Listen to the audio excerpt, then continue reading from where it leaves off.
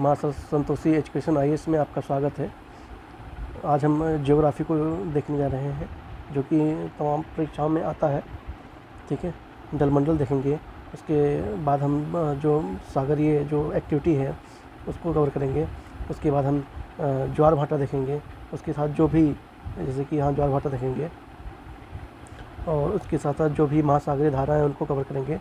और उसके साथ साथ हम और भी जो भी तत्व होते हैं ज्योग्राफी के हिसाब से जो एग्ज़ाम में आने की संभावना आती है उसको देखेंगे। ठीक है, तो चलिए चलते हैं, शुरू करते हैं बिना टाइम गंवाए हुए। और थोड़ी मेरी तबीयत आज डाउन है तो थोड़ा मैनेज कीजिएगा, थोड़ी आवाज़ धीमी रहेगी। बाकी अगर आप चैनल पर नए हैं तो चैनल को सब्सक्राइब ज़रूर कीजिए और दोस्तों से भी शेयर कीजिए। तो चलिए चलते हैं, शुरू करते हैं अपना ज्योग्राफी का पोर्शन। ठीक है, हाँ, तो पहले हम जलमंडल देखते हैं। ठीक है, महासागरीय जल की सतह का औसत तापमान 27 डिग्री होता है। ठीक है, जो महासागरीय जल का जो ऊपरी परत है वो 27 डिग्री होता है मैक्सिमम।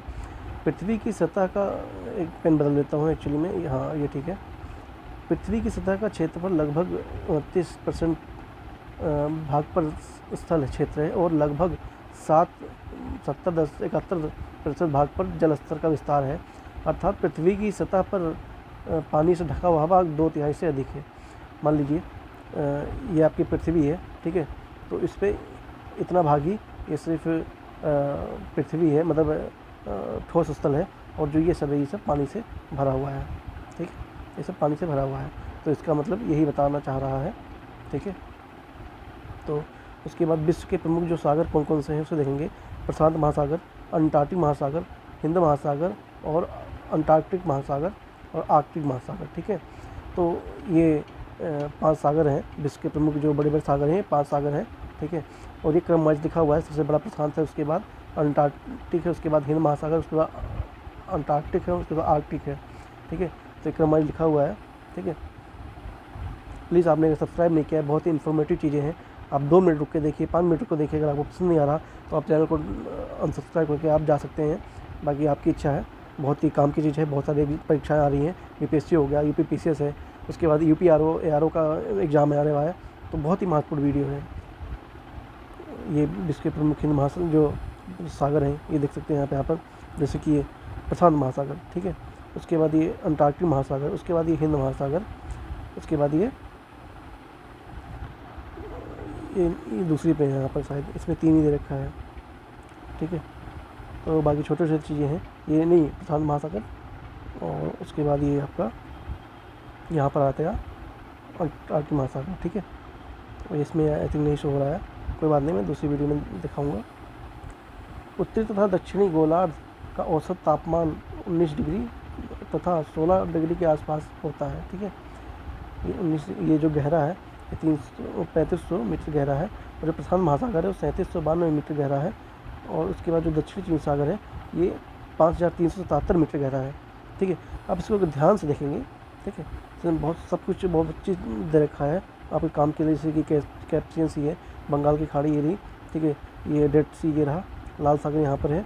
ठीक है, एस्टिक सागर, काला ब्लैक सी यहाँ है, ब्लास्टिक सागर। ठीक है, ये आप अच्छे से वीडियो को देखेंगे तो आपको इसमें बहुत सारी जानकारी मिलेगी। मैं सब पूरा काम नहीं बता रहा हूँ, वरना इसमें बहुत टाइम लग जाएगा। आप इसको पॉज करके पढ़ सकते हैं, और अगर आपको पीडीएफ चाहिए तो आप हमारे व्हाट्सअप चैनल और या टेलीग्राम चैनल से जुड़ के ले सकते हैं वहाँ से।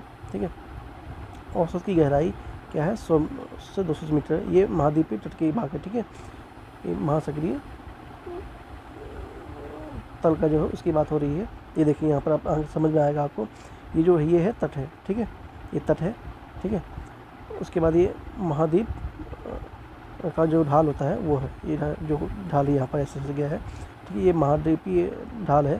ठीक है, उसके बाद एक गुपाट है, गुपाट मतलब जैसे कि जो ऊपर को उठा होता है इस टाइप का। ठीक है, उसके बाद सागरीय का सबसे न्यूनतम मैदान है, जैसे कि जिससे सागर है यहाँ पर, और इसका सबसे न्यूनतम मैदान है ये। ठीक है, और ऐसे ही करके ये फिर से कटक आ गया यहाँ पर। ठीक है, ऐसे ऐसे करके ये गर्त हो गया, सबसे गहरा है ये गर्त हो गया। ठीक है, और ये केंद्रीय भ्रंश है। ठीक है, मध्य सागरीय कटक समुद्री तलीय है। ठीक है, ज्वालामुखी द्वीप है ये, यहाँ से ही, मतलब यहाँ से ही ये ज्वालामुखी निकलता है ऐसे ही। ठीक है, जैसे आपको दिख रहा है इसमें, तो ये इसकी कुछ डिवाइड किया गया है सागरों को, तो आप इसको ध्यान से देख लेंगे। इसकी औसत गहराई 200 मीटर तक हो सकती है, ठीक है। ये कॉन्टिनेंटल लेवल है, ये वो है, ठीक है दोस्तों। आपने अगर सब्सक्राइब नहीं किया है तो प्लीज़ सब्सक्राइब एंड शेयर। बाकी आप लोग तो ऑडियंस से आप कुछ भी कर सकते हैं। चलिए चलते हैं। सागर का जो निचला तल होता है उसके 4 उच्चाक मंडल हैं। ये एक्चुअली मैं किसी और से बनवाता हूँ तो थोड़ा मिस्टेक हो जाती है इसमें, ठीक है। जो उसका सबसे न्यूनतम भाग है उसके बारे में बात कर रहा है, ठीक है। तो ये पहला, दूसरा, तीसरा और ये चौथा, ठीक है। 4 भागों में डिवाइड है। महाद्वीपीय कॉन्टिनेंटल शिफ्ट, ठीक है। जो कॉन्टिनेंटल का शिफ्ट है उसको बता रहा है। तो ये महाद्वीपीय मग्न ढाल, ठीक है, गहरे सागरीय मैदान के बीच तीव्र ढाल वाले मंडल को महाद्वीपीय ढाल कहते हैं, ठीक है। महाद्वीप ढाल ये इसकी बात कर रहा है, ये इसकी बात कर रहा है ये, ठीक है। महाद्वीपीय ढाल ये लिंक कर सकते हैं यहाँ से, ठीक है। महासागरीय मैदान, सागरीय मैदान यह सबसे विकसित भाग होता है, ठीक है। सागरीय मैदान की बात कर रहा है, ये इसकी बात कर रहा है, जो ऊपर है सागरीय मैदान है, ठीक है। यह सबसे विकसित भाग होता है। वह क्षैतिज रेखा जिसके सहारे समुद्र तल की ऊंचाई और गहराइयों की माप की जाती है उसे डेटम रेखा कहते हैं, ठीक है।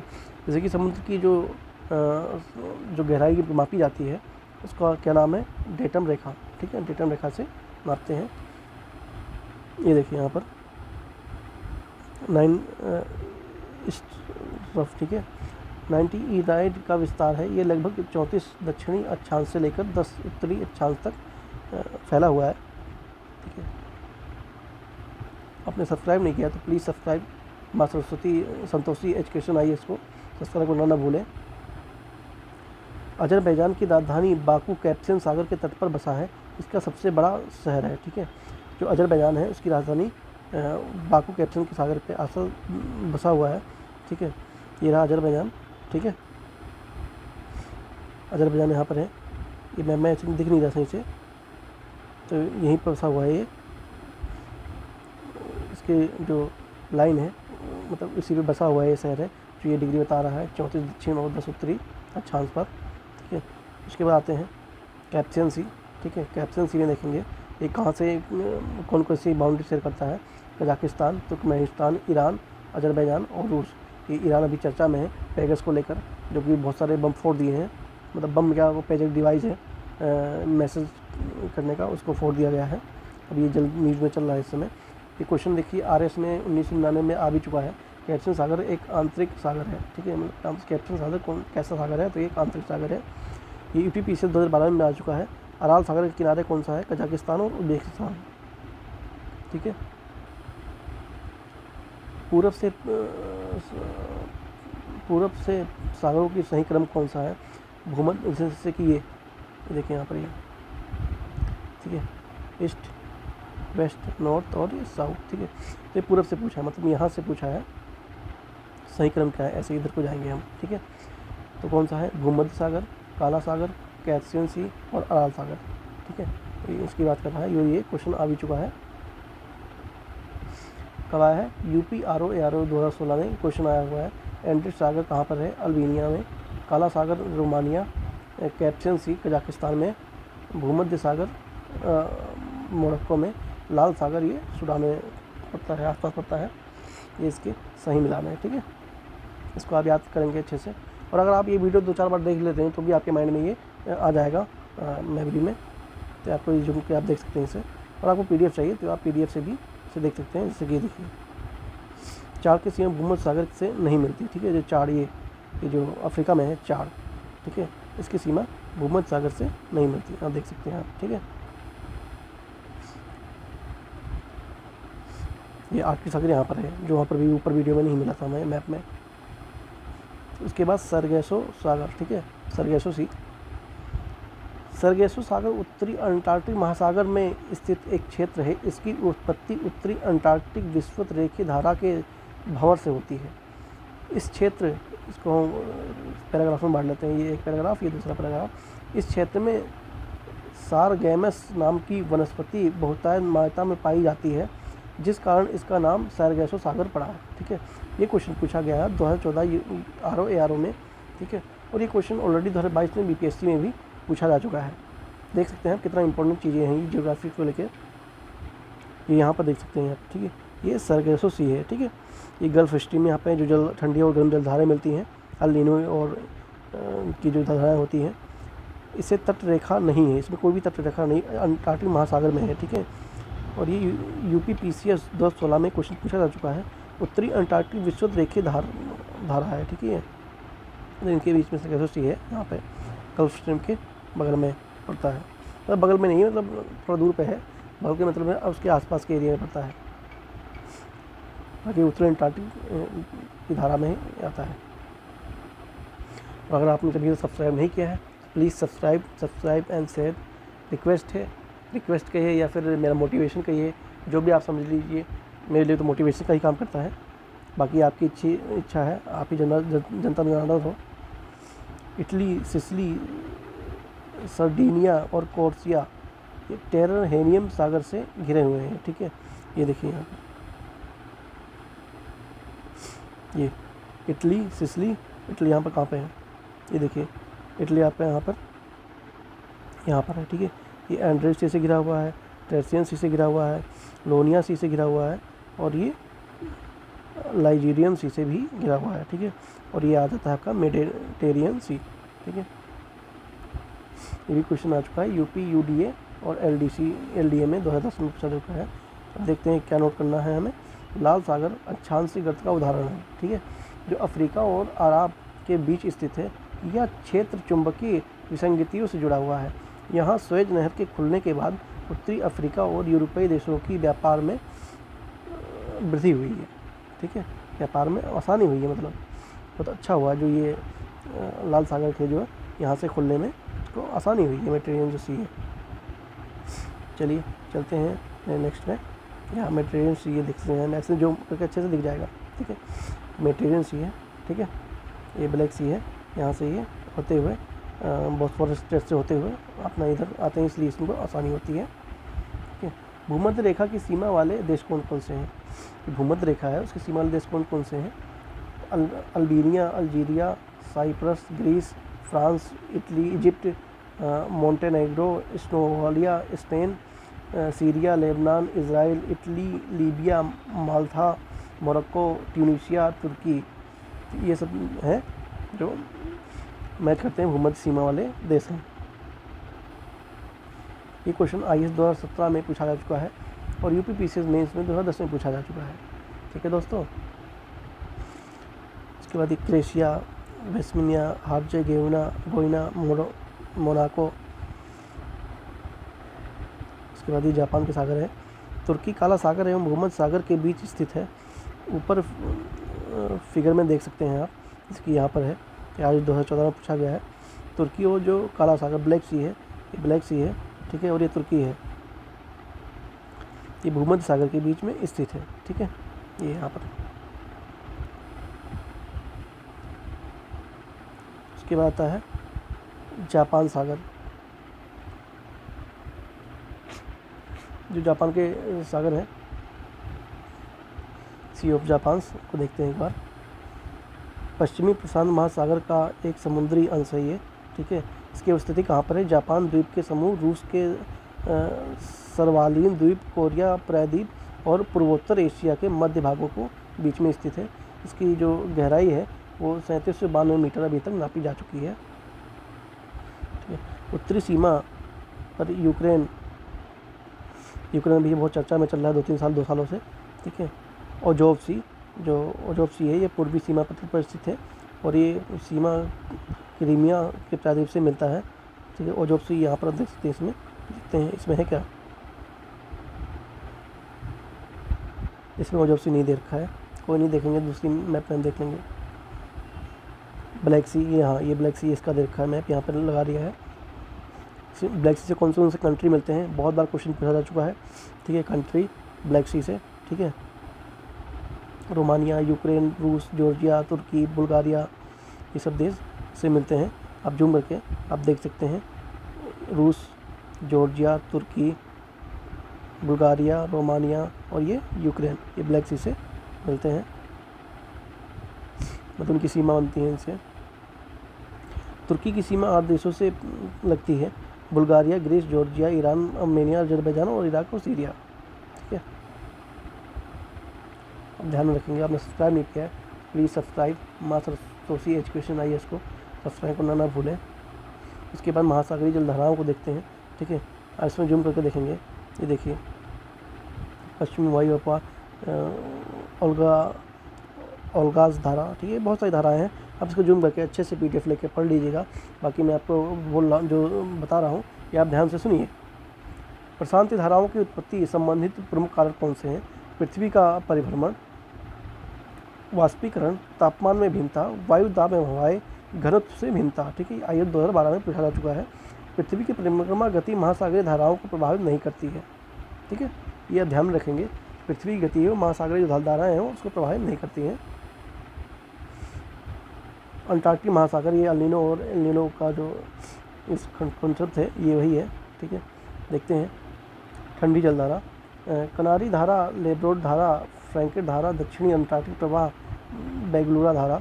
ठीक है, ये मतलब धाराएं लिखी हुई हैं सब, जो इसकी यहाँ पे आपको इसमें आपको इस मैप में देखने को मिल जाएंगी। गर्म जलधाराएं कौन सी हैं? उत्तरी विषुवत रेखा धारा, दक्षिणी विषुवत रेखा धारा, फ्लोरिडा धारा और गल्फ स्ट्रीम। उत्तरी धारा अंटार्कटिक प्रवाह, नॉर्वे धारा, ब्राज़ील धारा और डरमाइन धारा। ये जो आपकी इतनी है ये ठंडी धारा जलधारा है, और जो ये आपकी इतनी है, ये जो 8 दे रखा है ये गर्म जलधारा 8 है, और जो ठंडी जलधारा है ये 5 है। ठीक, इसको ध्यान रखेंगे। प्रशांत महासागर की धाराएं ठंडी और गर्म। ठीक है, ये अंटार्कटिक की थी और ये प्रशांत की है। गर्म जलधारा कौन सी है?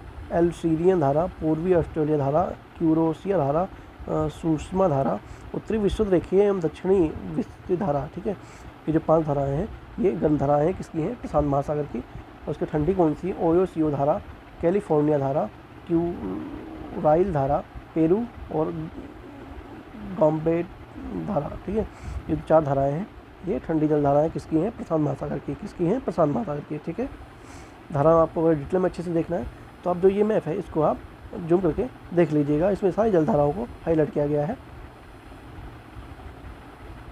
चलते हैं आगे। उसके बाद आता है हिंद महासागर की प्रमुख धाराएं। ठीक है, ठंडी कौन सी है? ये ऑस्ट्रेलिया की धारा, पछुआ पवनों इसे भी कहते हैं। ठीक है, और जो गर्म धारा है वो विषुवत रेखीय ताप धारा है, और अलुगास धारा है, मैंजेविक धारा। ठीक है, ये सब गर्म धाराएं हैं। उसके बाद आता है लवणता। ठीक है, लवणता ये बहुत ही इम्पोर्टेंट बन जाता है, क्वेश्चन आ चुका है UPPSC 2006 में, मतलब 2000 में ही आया था, 2006 नहीं है वो, 2000 है। 7 प्रमुख जलधारा लवण है। ठीक है, प्रतिशत रेखा है लवणता, और ये प्रतिशत में दोनों रेखा है। सोडियम क्लोराइड अधिकतम योगदान है इसका 27.213, 70.83। ठीक है, ये आप देख लेंगे, ये डाटा है एक्चुअली में, ये कोई इतना इंपॉर्टेंट बनता है नहीं, बाकी आप एक नज़र देख लेंगे सबसे नज़र से। ठीक है, उसके विश्व के प्रमुख सागर और उनकी झील की लवणता ये देख सकते हैं, ये पूछ सकता है 1 डे एग्ज़ाम जो होते हैं उनके लिए इम्पोर्टेंट है।